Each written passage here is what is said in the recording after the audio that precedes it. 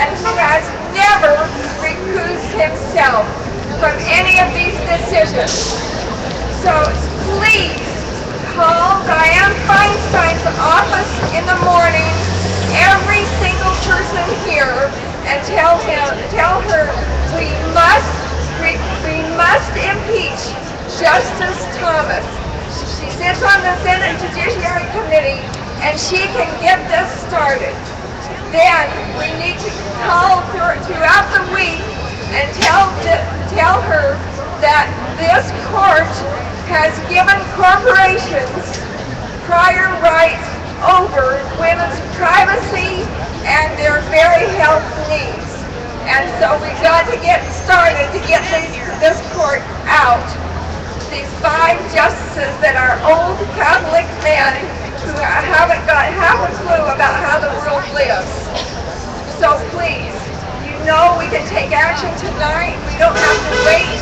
We can call in the morning, we can call next week, and we can keep this up until they listen and they start getting this done. Thanks. Hey, just to let everybody know, we are going to have a short march in a little bit, so please stick around and stand up and march through downtown over there. We're going to let hundreds more people hear the message. Right now I'm bringing up the Revolution Club of the Bay Area. Hey, what's up? My name is Rafael. This is Maya. This is Opie. We're with the Revolution Club of the Bay Area. We're building a movement for revolution in this country to put an end to all these injustices we see. And to anyone who thinks that revolution is an extreme word, or it's too extreme and too violent, or whatever people say about revolution, look, what is going on in this country is fucking extreme. The people that run this country are taking things back to the 1950s, right? The Supreme Court, and it's not just, I have to say, it's not just Clarence Thomas. That first decision that they made was unanimous. And this is the same Supreme Court that is taking away voting rights for black people. And look, it's not just the Republican war on women either. It's a war on women, and the Democrats are capitulating every step of the way. The Republicans move everything further and further to the right, and the Democrats follow them. Obama is doing nothing. Hillary Clinton is doing nothing to stop this war on women. We need a revolution, people. If it were only because of the war on women and the way that women are oppressed in this society, we would need a revolution, but it's not just that. It's the 2.5 million people incarcerated in the so-called land of the free, the majority being black and Latino. You want to talk about revolution being extreme? Let's talk about what this government is doing to immigrants right now as we speak. No, this is about gender. It is about gender, but you know what? I want to say one thing about this. Because the immigrants that are coming across the border, that are being forced to come here from places like Central America and Mexico, they're getting raped while they're crossing the border. The sister said it's only about gender, but let's talk about this. And then what happens? What happens when they cross the border? They can't get an abortion in southern Texas after being raped while crossing the border because they're taking away abortion rights in southern Texas. Let's talk about this. Let's talk about how extreme the situation is where 45,000 kids are sitting in concentration camps facing deportation. That's Obama's answer to this situation. Concentration camps and deportation. The same government that caused these people to come here in the first place. This situation is really extreme. I really agree with what Larry Evers was saying before. You can't liberate humanity while keeping one half of humanity enslaved to the other half. We need a revolution to liberate all of humanity. Thank you.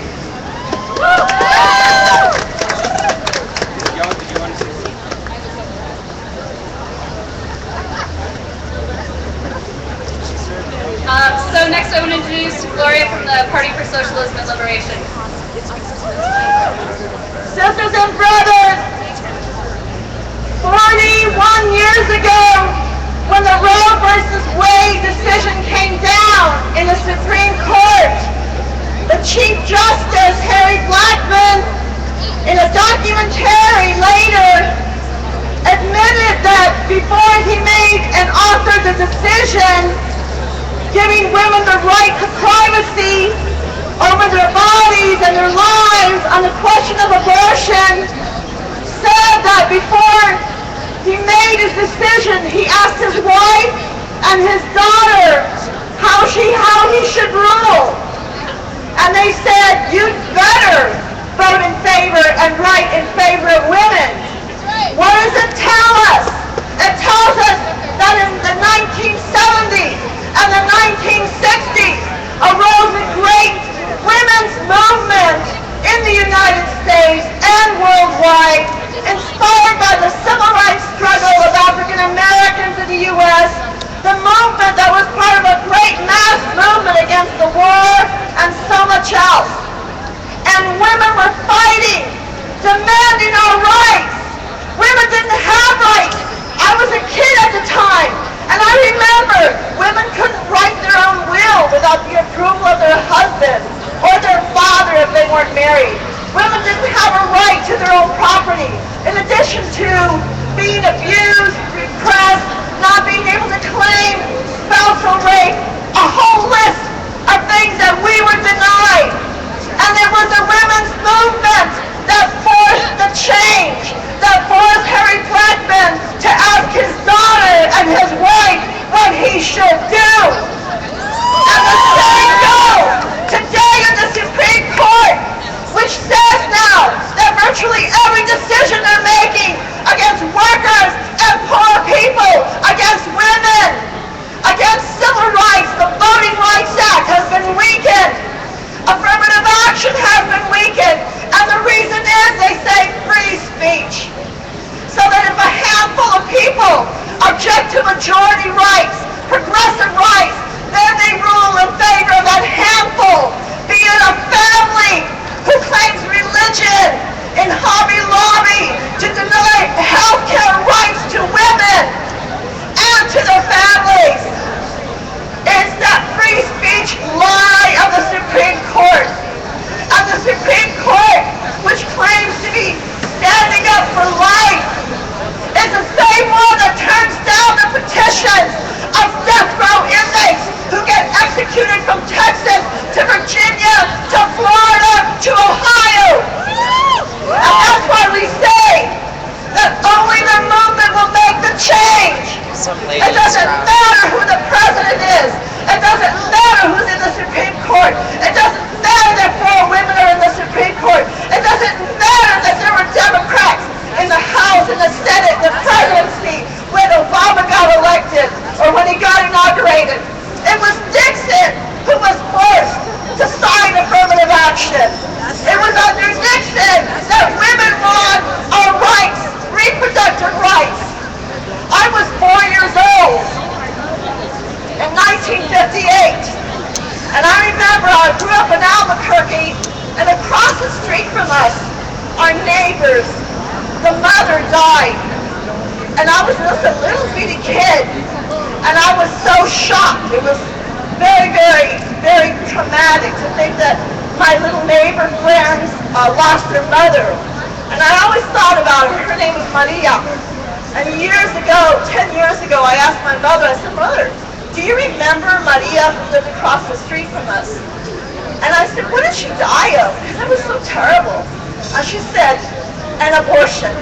My mother didn't have to say illegal, because all abortions were illegal before 1973.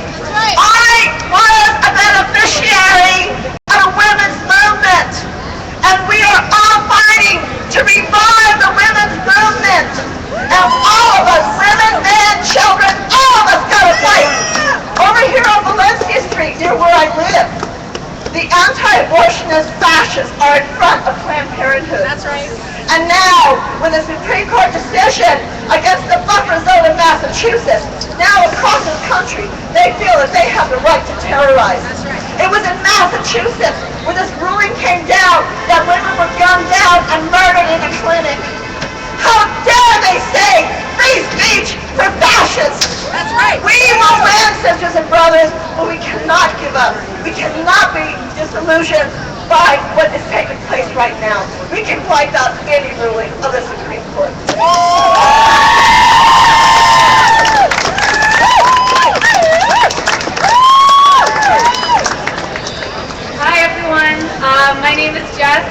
ever been in a protest, let alone spoken in a protest. But I'm here because I'm hoping, and I'm up here because I'm hoping some people who are walking by will stop and listen, and the people in the circle will fight with us. I really want to do something about this. I am so frustrated about the oppression of women in our country, and it's so intrinsic in our culture that I didn't even notice until a few years ago. The objectification of women, we're either sexualized objects or we're baby makers, and I'm tired of it, and I want to stand up, and I hope that you all will join me and sign up for these groups, so thank you.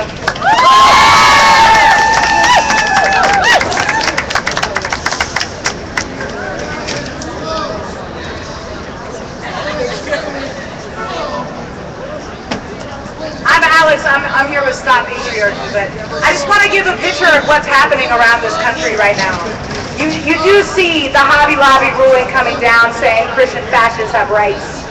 And actually, I'm not sure if people know, this law in Massachusetts, the buffer zones around the abortion clinic, was a response to the abortion clinics in Massachusetts being bombed. That's what was happening. And that's who's calling themselves pro-life. And that's who, to this day, prances around like they have the moral high ground, talking about their freedoms. The buffer zone ruling a week ago was unanimous. The Hobby Lobby ruling on Monday was 5-4. Still unacceptable. Do you think that's unacceptable? Yes! Say unacceptable! Unacceptable! And if we are actually serious about this shit, and if we refuse to accept these rulings, and if we understand the national picture, it's going to affect the way that we carry ourselves. It's going to affect the way that what we do with our lives in the coming weeks and the coming months. So 203 restrictions have been passed against abortion just in 2011, 2013 alone. 203. And these are coming down state by state, but this is part of a national strategy to abolish abortion. There are 6-week bans being seriously considered that have been passed by state houses of representatives that are being considered by the Senate. 6 weeks saying that's when the heart starts beating. A fully grown, born woman with consciousness and plans, relationships, and a cognitive social existence is being denied her humanity. Because of potential life, the heart has started beating. This is what's happening. 6 states across this country have one abortion clinic in the entire state. And they have not made it clear that those last clinics in each of these states could not be shut down. There was a hearing in April from the last clinic in the entire state of Mississippi as to whether or not the hospital admitting privileges, targeted regulation of abortion providers, illegitimate, medically unnecessary laws will stand, and they're waiting to hear whether or not they have to close the last clinic in all of Mississippi. I want everybody to look right here at what she's holding up. That's a coat hanger. Raise your hand if you know what that represents. Okay, and keep it up if you knew before today that there are women right now across this country being driven to those methods because of the lack of access. Well, that's good. So, keeping our heads down and waiting for the people in power to do something about it, that's a losing strategy. People have been doing very important work. People have been trying super hard. People have been providing the services that are needed. People have been donating to those services, making sure that they're provided, and those providers have been abandoned by the people in power. Those clinics are being shut down left and right. And I gotta tell you that Texas right now is the biggest concentration of these attacks, where all of these laws that are coming down state by state all at once came down on Texas. This is part of a national strategy of the anti-abortion movement and the right wing. It's a national strategy to go after the red states, and they've said as much. Troy Newman of Operation Rescue was proud to tell you in his Pro-Life Nation strategic document that was released earlier this year that they're getting their foot in the door. They're getting their foot in the door around the issues that even pro-choice people are confused by, such as abortion in the 3rd trimester. They know exactly what they're doing. They're going for red states, and they're going for the most apologetic soft spots of a pro-choice movement that for too long has treated abortion like it's a necessary evil. Abortion is not murder. And if we want to see a situation in which women are really free and crazy fucking fascists don't claim the freedoms over the future and the humanity of women everywhere. We have to do something, and I gotta tell you people, this is a freedom ride moment. This is a freedom ride moment when these fucking people run the streets, when they harass the doctors, and they pass out pictures with the faces of doctors with targets on them. These are people who want to see women chained to the stove. These are people who want to see women who don't even dare to dream of themselves beyond the role that this system has laid out for them, which is ultimately a role of domestic servitude. What would it mean if women everywhere and men who refuse to be lied to by patriarchy stood up, went to Texas this summer, to where these attacks are most concentrated, and said, this shit will not stand. I urge you and I invite you, everyone here, come to Texas this summer and hold up a coat hanger. That's the world that they're fighting for.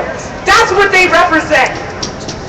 We can disagree about all kinds of things, but if you don't want to see abortion criminalized, I urge you to throw in. Not because you like the way that I talk, but because this is a freedom ride moment. Thank